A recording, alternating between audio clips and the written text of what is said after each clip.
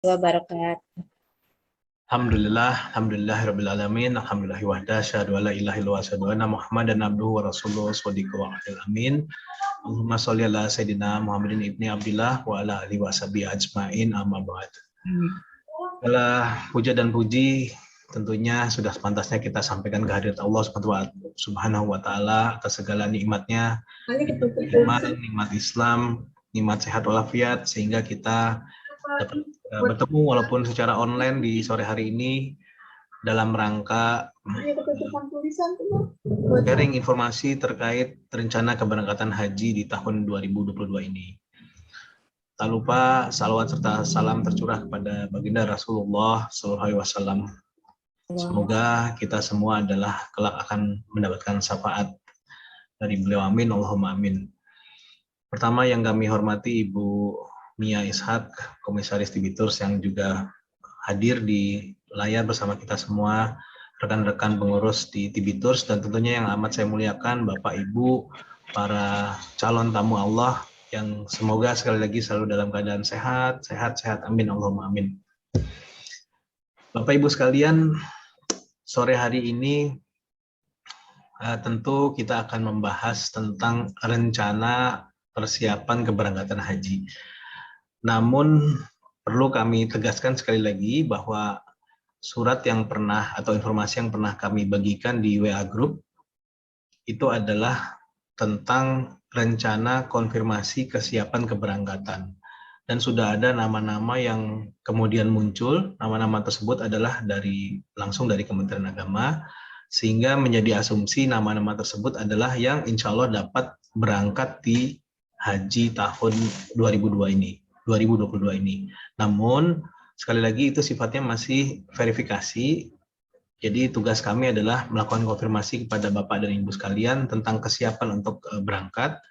Tentunya tadi siang Bapak Ibu sudah mulai dihubungi oleh rekan-rekan dari TB Tours, Mbak Heni, Mbak Rini, dan Mbak Tiwi, menanyakan masing-masing tentang apakah siap untuk berangkat di tahun ini. Dan sekali lagi itu sifatnya masih konfirmasi saja, karena sampai dengan detik ini masih belum ada pengumuman yang resmi dari pemerintah kita, terutama tentang bagaimana sih sebetulnya haji ini akan berjalan nantinya. Baik Bapak Ibu, tanpa berpanjang kalam, izinkan kami men-share sebuah informasi yang lain ya.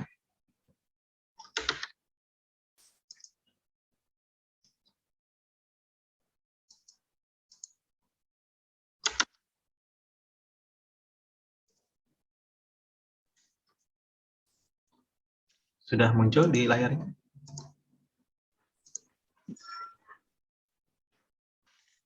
Sudah, Pak. Sudah ya? Ya, sudah Pak Firman. Baik, alhamdulillah. Bapak Ibu sekalian, kami coba berikan penjelasan, semoga nanti bisa Bapak Ibu dapat menangkap bahwa haji di tahun 2022 ini ternyata tidak sesimpel seperti apa yang mungkin Bapak Ibu dengar di berita-berita ya. Pertama adalah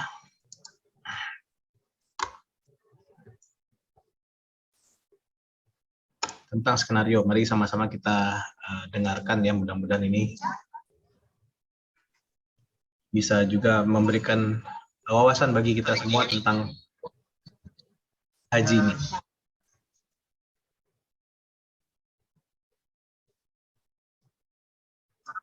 Ini kita sapa terlebih dahulu. Selamat siang Pak Hilman. Assalamualaikum. Waalaikumsalam warahmatullahi wabarakatuh. Baik Pak Hilman, kami konfirmasi sudah ada informasikah sejauh ini dari Kerajaan Arab Saudi terkait dengan kuota haji untuk Indonesia? Ya, alhamdulillah untuk pengumuman yang disampaikan oleh Kementerian Haji dan Umroh pemerintah Saudi tadi pagi atau tadi malam waktu Saudi baru menyampaikan kepada kita mengenai jumlah total jamaah haji yang akan difasilitasi atau dipersilahkan melaksanakan haji secara total, yaitu 1 juta orang. Ya. Nah, ini kita tentu berharap akan segera disusul dengan pengumuman yang lain, ya, yang kepada pemerintah kita secara khusus kuota yang diberikan untuk jamaah Indonesia. Tapi kita bisa meraba-raba. Baik. Pak Hilman, terkait dengan batasan usia yang dikeluarkan oleh pemerintah Arab Saudi, ada batasan usia di bawah 65 tahun. Seperti apa nanti skema seleksinya, Pak? Ya, ini memang agak mengagetkan buat kita ya, karena kebijakan ini nampaknya agak berbeda dengan kebijakan Saudi mengenai umroh, di mana untuk umroh betul-betul dipersilakan dan tidak dilakukan pembatasan. Bahkan juga untuk kriteria-kriteria protokol-protokol kesehatan yang terkait dengan COVID-19 itu juga sudah banyak pelonggaran-pelonggaran. Bahkan ke Saudi sendiri sekarang tidak perlu melakukan pernyataan bukti bebas dari COVID dan lain-lain. Tetapi untuk haji nampaknya mereka menerapkan kebijakan yang baru yang tetap memperhatikan masalah protokol kesehatan COVID. Nah, untuk usia 65 tahun ya dengan ketentuan seperti ini artinya jamaah yang berhak berangkat dari Indonesia yang tentu saja jumlahnya secara cukup beragam ya secara usia, kita akan pilih ya, mana yang memenuhi persyaratan untuk berangkat, khususnya untuk jamaah yang berusia di bawah 65 tahun. Baik, Pak Hilman, lantas untuk skema secara detailnya akan seperti apa, Pak? Kita akan melihat tergantung kepada kuota atau persentase yang diberikan kepada kita, gitu ya. Nanti kita akan rumuskan kebijakan putusan dari Menteri Agama, ya, dari Kementerian Agama untuk menentukan jamaah yang akan berangkat siapa saja. Kalau berdasarkan nomor urut, ya maka tentu saja kita akan memberangkatkan jamaah dengan nomor urut yang paling atas, ya, dari jamaah yang berhak berangkat tahun 2020. Baik. Pak Hilman, sambil menunggu informasi kuota pasti dari Arab Saudi, apa upaya lanjutan yang akan dilakukan oleh Kemenak sejauh ini? Terkait dengan munculnya kuota secara keseluruhan, kami tentu saja terus melakukan mitigasi. Ya. Bagaimana persiapan-persiapan tetap kami lanjutkan terkait dengan akomodasi, transportasi, ya, maupun kerjasama dan mitra-mitra di Saudi yang saat ini sedang dijalin, sudah bisa kita lakukan langkah-langkah lebih jauh. Ya. Karena kemarin sebetulnya tim kami sudah berada di Saudi dan berkomunikasi dengan berbagai pihak, seperti yang saya sebutkan tadi ya, untuk kebutuhan akomodasi jamaah, transportasi dan bahkan catering. Itu bisa kita tindak lanjuti lagi. Yang kedua, nah, dengan munculnya kuota nanti, ya, kita akan lebih mudah dan lebih pasti di dalam merumuskan biaya bagi jamaah yang saat ini masih digodok bersama DPR. Ya. Jadi kami saat ini masih berdiskusi terus dan melihat protokol-protokol kesehatan yang diperlukan atau tidak pada saat pelaksanaan haji. Misalnya, ini juga kemarin kita sudah menghilangkan protokol kesehatan itu, gitu ya, seperti PCR dan lain. Mengingat umroh sudah menghilangkan itu. Tetapi ternyata kita tahu bahwa pengumuman yang baru menunjukkan untuk jamaah haji harus ada bukti ya, bebas dari COVID 72 jam sebelum kedatangan, gitu ya. Nah, jadi hal semacam ini akan berpengaruh juga kepada anggaran jamaah haji yang harus kita rumuskan. Ya, baik. Yang ketiga tentunya kami sudah siapkan cara, mekanisme ya untuk memilih jamaah haji yang akan berangkat tahun ini, dan tentu saja juga dengan petugas yang harus kami siapkan. Ya, mungkin itu beberapa poin utama.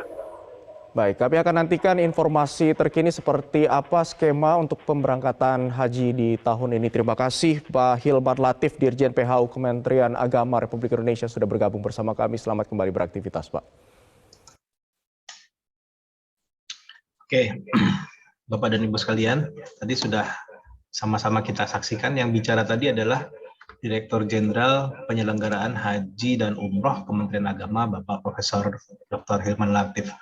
Yang bicara tadi adalah pejabat publik. Ada 5 yang saya catat, bahwa 1, insya Allah haji tahun 2022 ini akan terselenggara dengan kuota total 1 juta jamaah. Total artinya dari seluruh negara, termasuk dari Indonesia. Kemudian ada pembatasan untuk calon jamaah haji di tahun ini adalah maksimal 65 tahun. Dan yang terpenting adalah hingga detik ini Indonesia masih belum ada kejelasan mendapatkan kuotanya berapa, masih asumsi-asumsi. Dan yang keempat tadi beliau bicara soal biaya haji, ini juga cukup menjadi polemik, karena selama ini pemerintah bicara tentang biaya haji, namun di koridor haji reguler, bukan di koridornya haji plus. Sehingga kadang-kadang masyarakat atau mungkin juga Bapak dan Ibu menjadi rancu, ini biaya haji ini terkait dengan apa? Jadi yang dibicarakan beliau adalah biaya haji bagi saudara-saudara kita yang berangkat melalui skema ONH biasa, ONH reguler. Dan yang kelima tadi Dirjen juga mengatakan masih akan ada prokes, yaitu Bapak Ibu nanti akan dilakukan PCR yang masa berlakunya 72 jam sebelum tiba di Saudi Arabia. Izin saya. Jangan lupa subscribe. Jadi Bapak dan Ibu sekalian, kurang lebih skenario haji di tahun 2022 ini atau di 1443 Hijrah dapat sedikit saya bikinkan resume seperti ini. Ada 2 regulasi yang terkait dalam penyelenggaraan haji ini. Satu adalah regulasi di pihak kita sendiri, yaitu Undang-Undang Nomor 8 Tahun 2019. Ini payung hukum bagi penyelenggaraan haji, baik reguler maupun bagi haji khusus. Kemudian ada lagi regulasi di pihak tuan rumah yang disebut dengan Ta'limatul Hajj. Dan perlu menjadi catatan juga bahwa per hari ini persiapan haji hanya tinggal 40 hari lagi. Apakah cukup apa tidak nanti kami jelaskan di slide-slide berikutnya.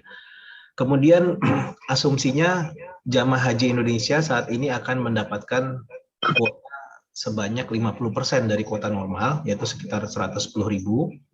Dan ada sebuah syarat prokes yang wajib ditaati, yaitu seluruh jamaah haji sudah harus mendapatkan dosis kedua ya untuk vaksin COVID-19. Ini di sini kami berikan tanda bintang karena per 2 hari lalu sudah beredar lagi desas-desus yang mudah-mudahan entah benar apa enggak, tapi kita harus antisipasi bahwa katanya apabila masa berlaku vaksin kita atau vaksin kedua kita misalnya sudah lewat dari 8 bulan, maka Bapak dan Ibu wajib untuk melakukan vaksinasi pembaruan. Jadi tidak disebut booster, tapi pembaruan kembali. Dan kemudian bagaimana tata cara pembagian kuotanya, siapa yang berhak berangkat, siapa yang tidak berhak berangkat, nanti akan ditentukan dalam skema urut kacang sesuai dengan nomor porsi atau sesuai dengan pendaftaran Bapak dan Ibu ke sistem Sisko Haji. Untuk keberangkatan sampai detik ini belum ada informasi secara resmi soal tanggal keberangkatan, soal petunjuk teknis dan lain sebagainya. Namun yang perlu kita pahami bersama bahwa jamaah mau tidak mau sudah harus dalam keadaan siap untuk berangkat, nanti terlepas dari apakah betul-betul berangkat atau tidak. Mungkin sebelum kami masuk ke slide berikutnya, silahkan apabila dari Bapak dan Ibu yang mungkin punya pertanyaan dari apa yang sudah kami jelaskan tadi ya. Silahkan Bapak Ibu.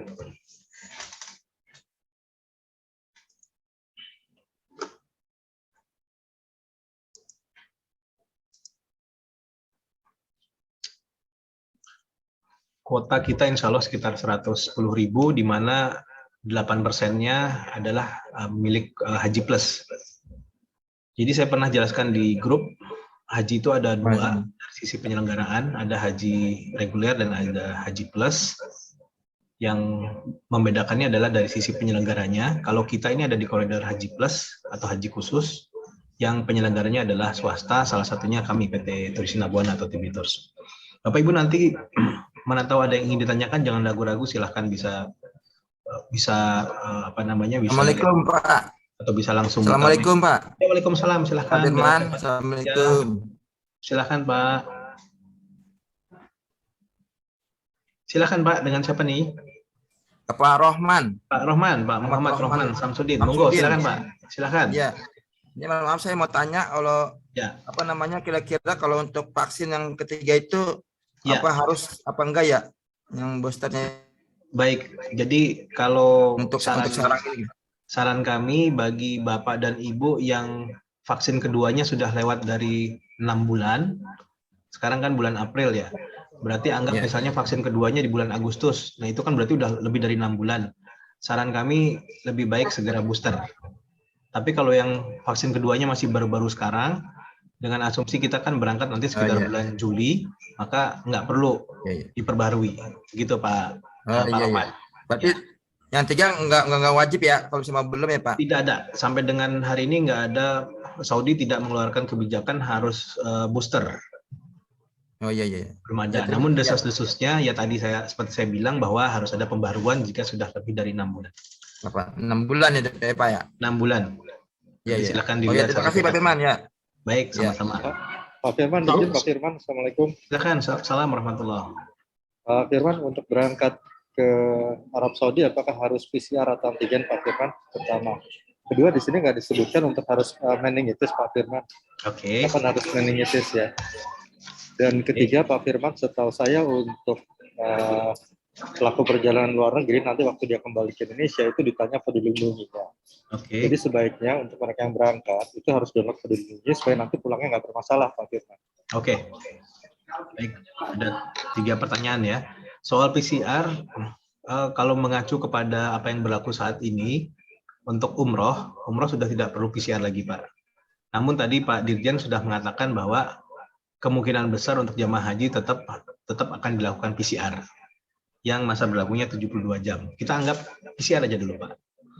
Dan tadi soal meningitis, betul, nanti di slide berikutnya akan ada penjelasan tentang meningitis. Dan peduli lindungi, sepengalaman kami juga Saudi sama sekali tidak melihat aplikasi peduli lindungi Pak. Karena peduli lindungi kita bisa dikatakan sertifikat yang ada, Bapak Ibu bisa cek sertifikat vaksin masing-masing, vaksin COVID-19-nya. Itu barcode-nya kalau di-scan ternyata tidak link kemana-mana. Sehingga Saudi lebih senang dia melihat fisiknya. Contoh jemaah umroh yang beberapa grup ini kami berangkatkan, maka sertifikat vaksin COVID-19-nya kami print, Pak. Kemudian kami attach di paspor masing-masing. Sehingga kalau terjadi random pemeriksaan, mereka akan melihat dari sertifikat fisiknya, bukan dari peduli lindungi. Jadi nggak usah khawatir, Pak. Peduli lindungi sama sekali nggak dipakai di Saudi Arabia. Mudah-mudahan menjelaskan, Pak ya. Maksud saya untuk nanti kembalinya, Pak. Karena untuk kembali ke Indonesia, di bandara kedatangan, katakanlah kita lewat Soekarno-Hatta gitu ya. Ya. Akan ditanya peduli lindungi, kemudian akan ditanya PCR-nya dari keberangkatan untuk masuk ke Indonesia. Ya, betul Pak. Jadi Bapak Ibu sekalian, sampai dengan saat ini Satgas COVID-19 Indonesia masih mengharuskan pelaku perjalanan luar negeri, termasuk kita jemaah haji, yang masuk ke Indonesia siapapun itu harus di PCR. Berarti asumsinya nanti Bapak Ibu akan melakukan PCR ketika mau pulang ke Indonesia. Setelah itu akan ada screening di sini.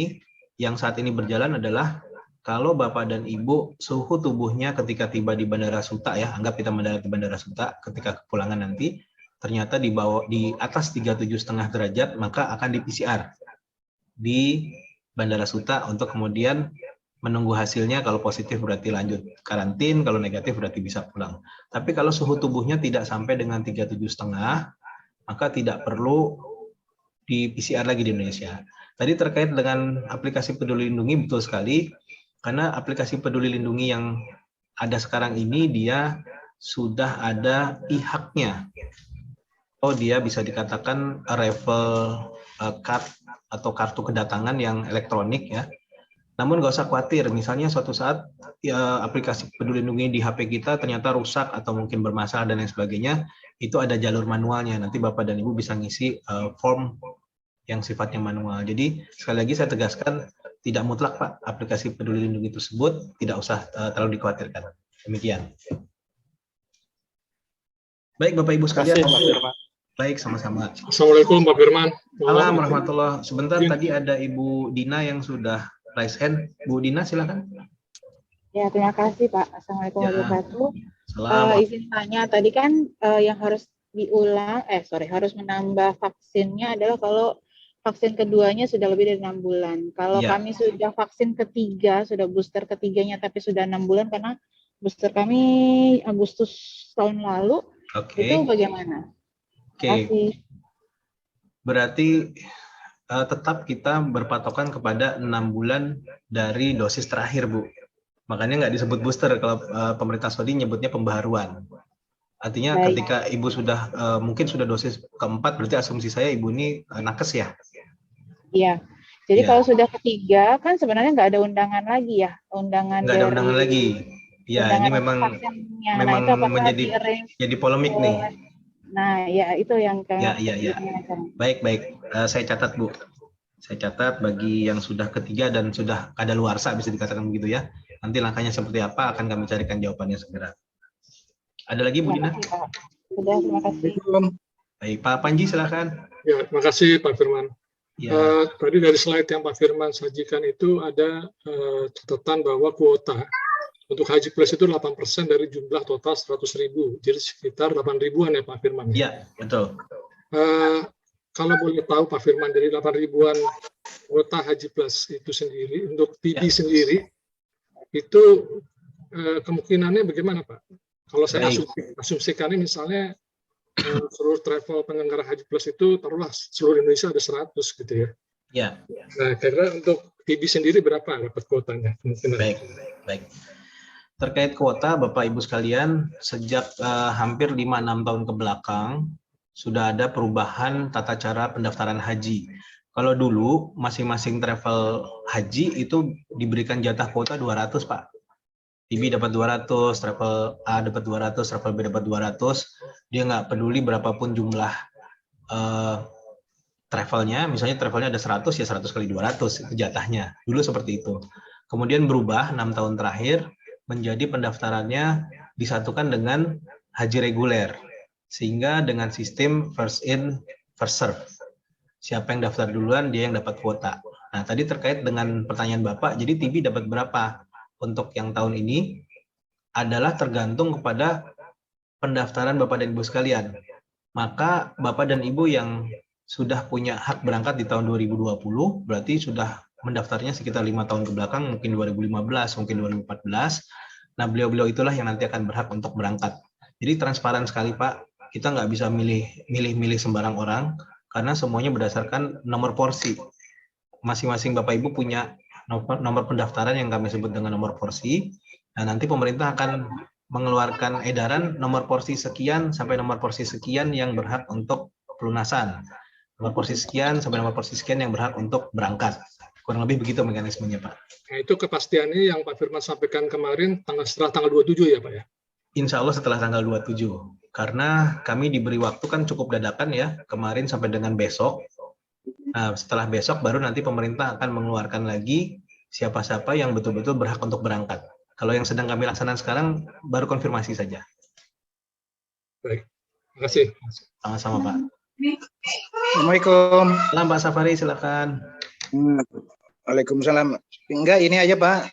Kalau yang udah vaksin semuanya tiga-tiganya nggak ada masalah. Kalau terkait dengan vaksin, kami ulangi ya.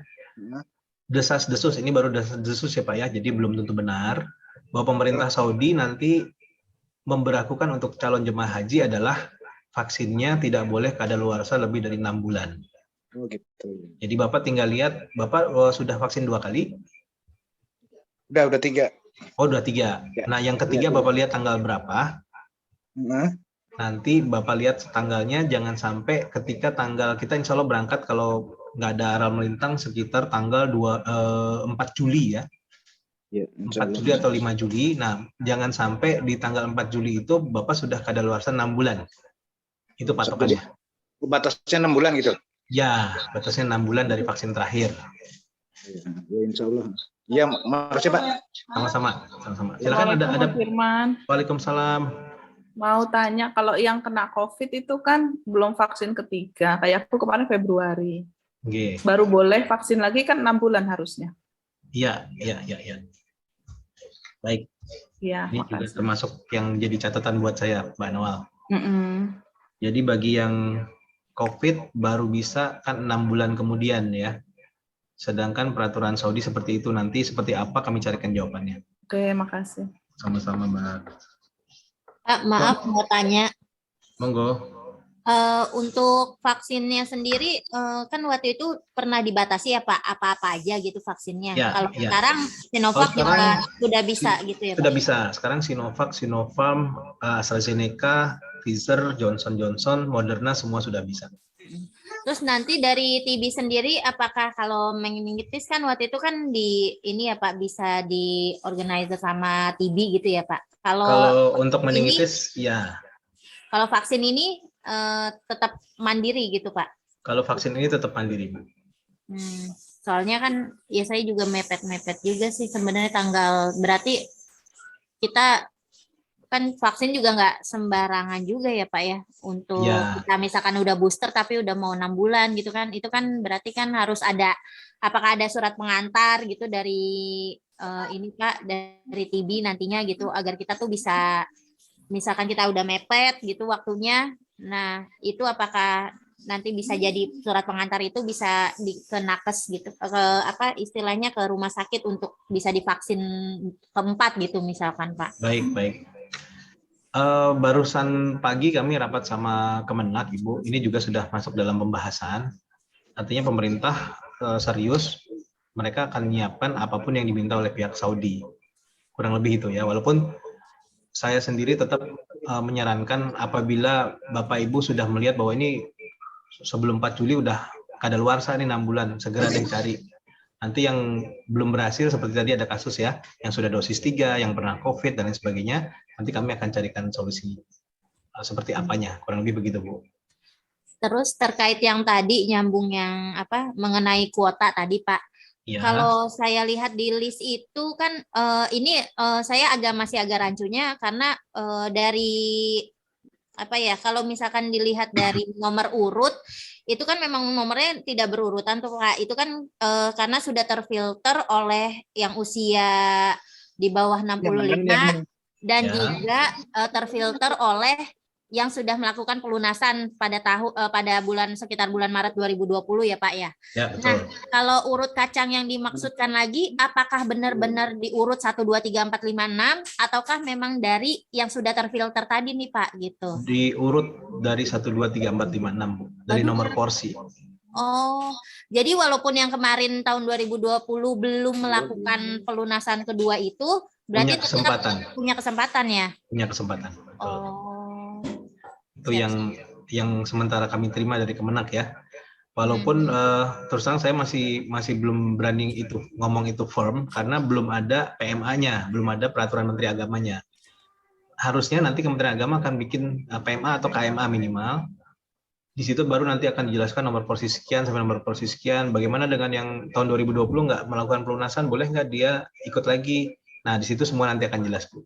Tapi secara verbal sudah dikatakan bahwa mereka yang punya nomor porsi sekian sampai dengan sekian, walaupun belum melakukan pelunasan di 2020, dia sudah berhak untuk ikut serta atau berangkat.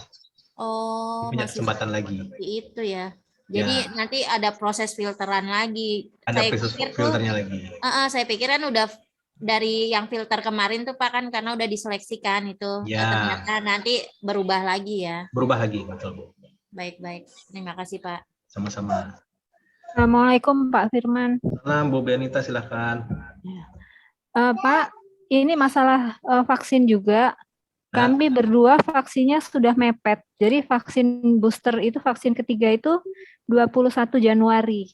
Mohon titip ditanyakan ya Pak. Baik. Terima kasih. Assalamualaikum. Assalamualaikum warahmatullahi wabarakatuh. Oke, saya sambil lanjut Bapak Ibu ya. Nanti kalau ingin bertanya jangan ragu-ragu, langsung diinterupsi aja.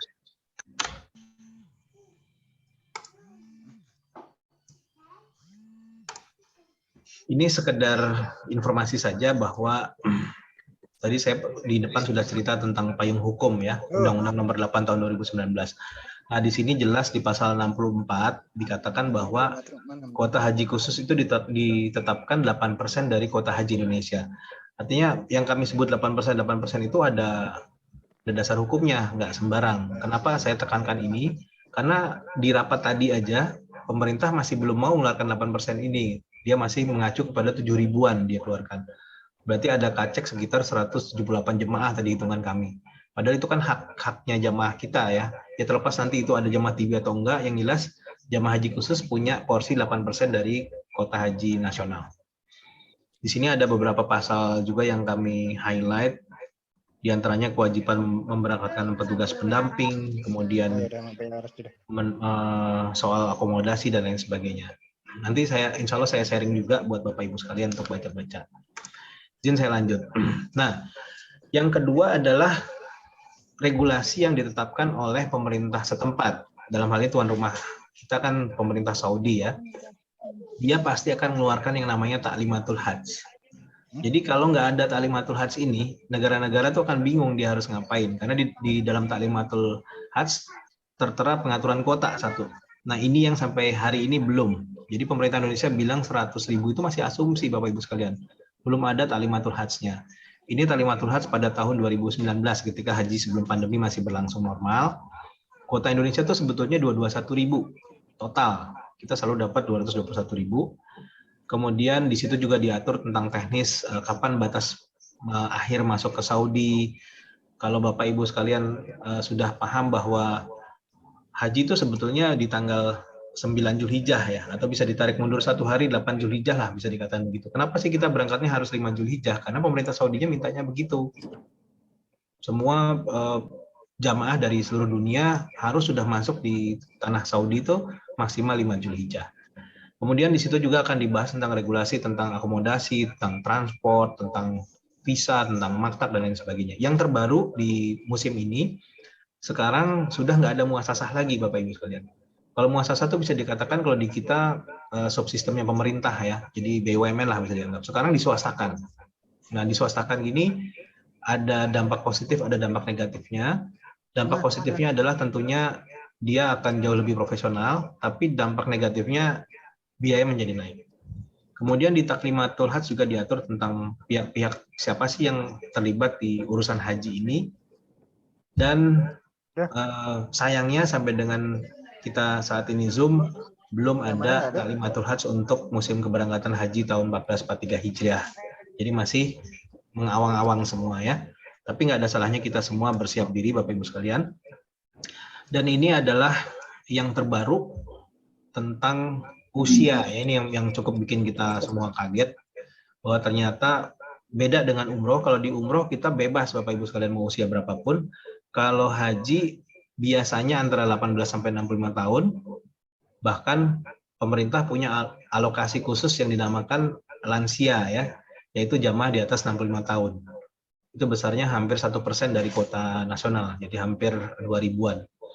Nah, Arab Saudi sudah bilang maksimal 65 tahun. Ini sedang dilakukan negosiasi oleh pemerintah kita, tapi kami sendiri di rapat tadi sudah mengatakan jangan negosiasi, tapi mengulur waktu akhirnya nggak ada ketetapan, itu jauh lebih bahaya. Nanti kita akhirnya nggak tahu siapa yang mau berangkat dan siapa yang nggak berangkat. Lebih baik ditetapkan kalau memang mau 65 saja. Berbatas waktu. Dan untuk vaksin COVID, ini juga menjadi highlight bahwa diwajibkan oleh pemerintah Saudi, selain nanti ada vaksin meningitis juga, dan kuota Indonesia maunya minimal 50%, maunya Bapak Ibu sekalian ya. Pemerintah kita maunya 50%, Arab Saudi sampai detik ini belum bilang. Yang jelas, dia hanya bilang secara verbal, Indonesia termasuk yang terundang untuk dapat mengirimkan jamaah hajinya. Berapa jumlahnya, belum bisa dikatakan. Tapi Pak Menteri sendiri secara tegas sudah mengatakan minimal 50%. Itu sudah bisa jadi pegangan kita, minimal 50%. Selanjutnya, Bapak Ibu sekalian, Ini sebetulnya lebih kepada persiapan buat kita semua ya. Apa sih yang harus kita siapkan apabila Bapak Ibu nanti insya Allah ternyata menjadi orang yang ditunjuk untuk berangkat. Tentunya ada 3 hal utama yang disiapkan, 1 kesehatan, 2 bekal, dan ketiga keamanan perjalanan. Di mana dari sisi kesehatan, kalau ini berlaku baik dalam keadaan pandemi maupun tidak pandemi, bahwa pemerintah kita nanti akan melakukan screening kesehatan sebelum berangkat, maka orang-orang yang sakit permanen dan seterusnya yang seperti ada di layar ini biasanya akan menjadi disebutnya dengan jemaah resti ya, atau jemaah dengan resiko tinggi. Nanti kami juga akan punya catatan khusus buat Bapak Ibu sekalian soal kondisi kesehatan masing-masing, dan kami mohon nanti Bapak Ibu tidak menutup-nutupi, supaya kami dikasih tahu ya, jangan sampai ketika Bapak Ibu menutupi ternyata kemudian pada menjelang berangkat malah Bapak Ibu akan bermasalah dengan informasi yang tidak disampaikan sebenarnya. Selanjutnya adalah tentang bekal. Nah, bekal ini perlu menjadi perhatian. 1, penetapan prokes ya. Kalau kemarin-kemarin masih ada karantin, masih ada PCR, masih ada pemeriksaan kesehatan dan lain sebagainya, sekarang hanya tinggal PCR-nya saja. Alhamdulillah karantinnya sudah nggak ada. Dan kedua soal akomodasi. Nah, ini juga menarik. Kalau kemarin-kemarin pada saat pandemi Bapak Ibu dibatasi cuma bisa berdua sekamar, sekarang sudah boleh berempat lagi. Di transportasi juga sudah 100%. Di bis di Saudi kalau dulu masih 50% sampai 65%, sekarang sudah bisa full bis capacity karena prokes sudah sangat longgar di Saudi Arabia.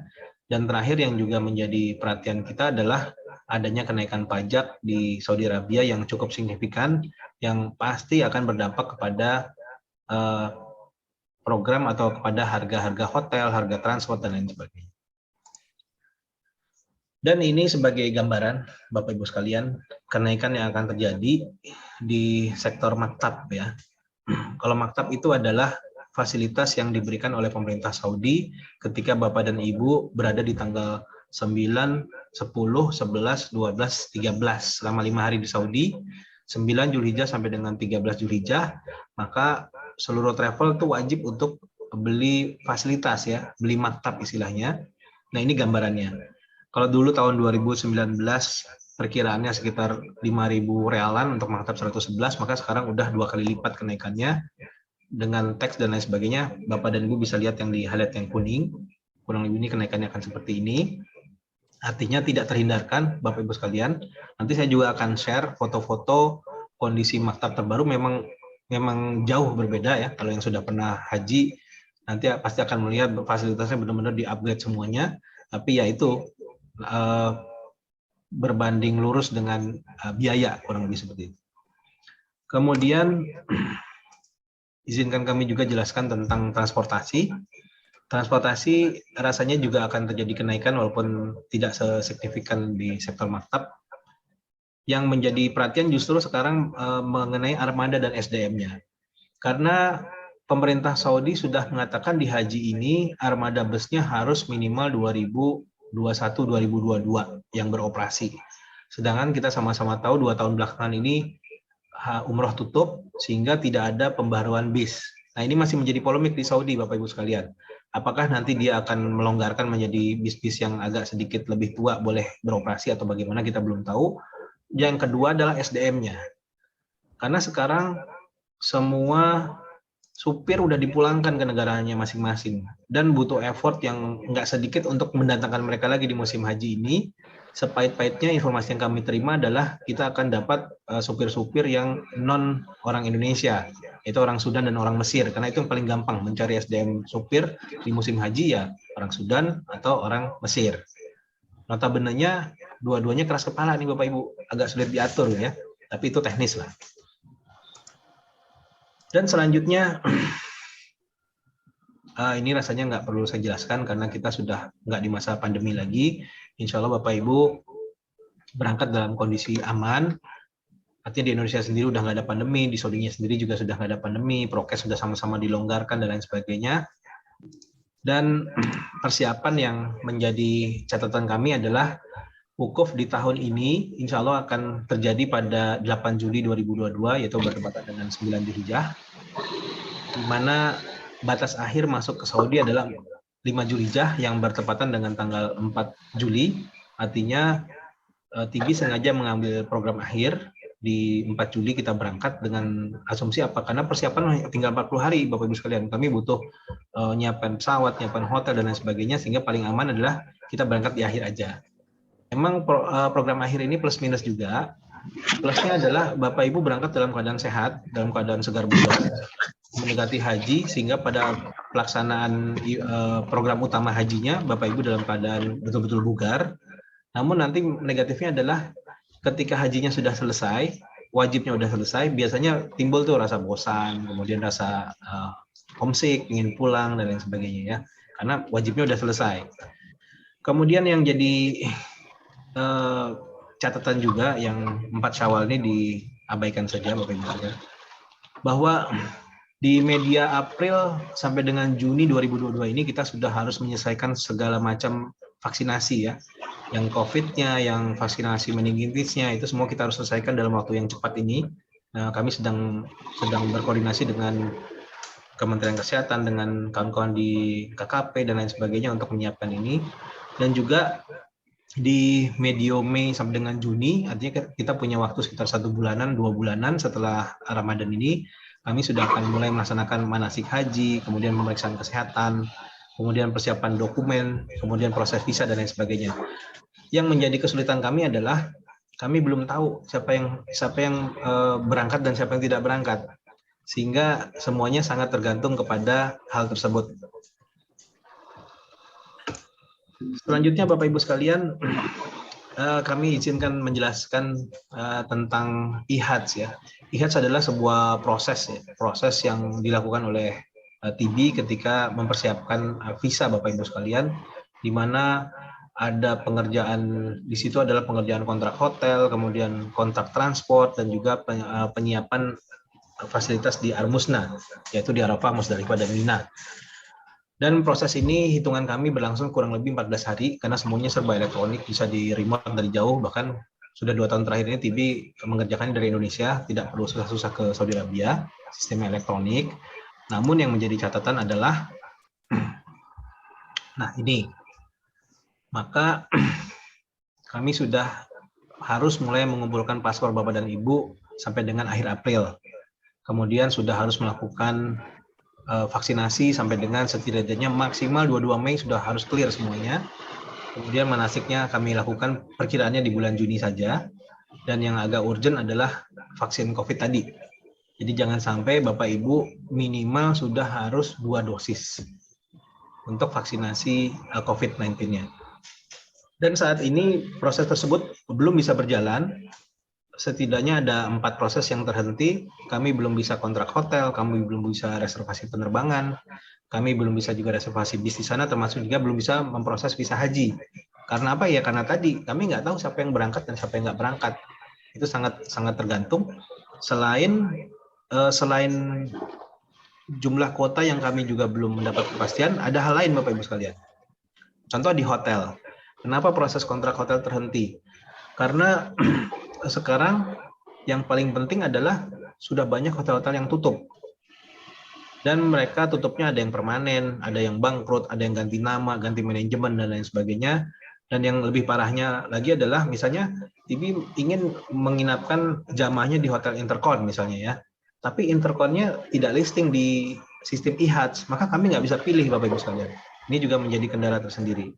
Sehingga kami nggak bisa melakukan reservasi. Tapi ancang-ancangnya setidak-tidaknya sampai dengan 31 Mei, kami masih punya waktu untuk melakukan kontrak. Demikian juga dengan penerbangan. Ya. Penerbangan tentunya TB akan mengambil penerbangan direct flight. Supaya kita nggak perlu mampir, nggak perlu lewat Dubai, nggak perlu lewat Malaysia dan lain sebagainya. Insya Allah antara Saudi atau Garuda yang kita akan pakai. Dan kalau ini terkendalanya adalah ya tadi jumlah itu. Walaupun kami sekarang sudah melakukan reservasi Bapak Ibu sekalian untuk 100 seat. Artinya nanti berapapun kepakainya, seenggaknya kami sudah punya cadangan kursi dulu. Kemudian di transportasi juga sama, belum bisa lakukan reservasi ya untuk transportasi lokal di Saudi, karena dari sekian puluh perusahaan bis yang ada di sana, ada Sapko, ada Almohana, dan lain sebagainya, belum ada yang listing di IHATS. IHATS-nya sendiri masih belum buka, karena pemerintah Saudi kayaknya masih mempersiapkan semuanya dengan tatanan yang baru di pasca pandemi ini.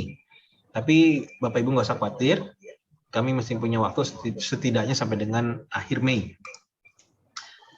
Kemudian bagaimana dengan skenario kuota ya? Indonesia sebagai pengirim jamaah haji terbanyak dari tahun ke tahun selalu mendapatkan jumlah kuota 221.000 dengan pemecahannya seperti ini. 203.000 sekiannya untuk reguler dan 17.000 sekiannya adalah untuk jamaah haji khusus. Maka kalau tahun ini kita mendapat 50% ya tinggal dipotong setengah-setengah. Kurang lebih begini gambarannya Bapak Ibu sekalian. Nah, ini yang hijau ini nanti akan keluar nih dari pemerintah. Ini bukan TB sembarang semau-maunya mengeluarkan nomor porsi. Nanti ada surat resminya Bapak Ibu sekalian. Nomor porsi berapa yang berhak untuk melunasi, nomor porsi berapa yang berhak untuk berangkat. Kurang lebih gambarannya akan seperti ini. Jadi mudah-mudahan tadi menjawab pertanyaan salah satu jemaah tadi, gimana sih nanti mekanismenya seperti ini. Jadi nggak usah khawatir, kita nggak bisa tuh nomor porsi di luar ini kemudian kita selipkan masuk, karena akan terdeteksi lewat sistem. Jadi nggak ada kecurangan, kurang lebih seperti itu ya.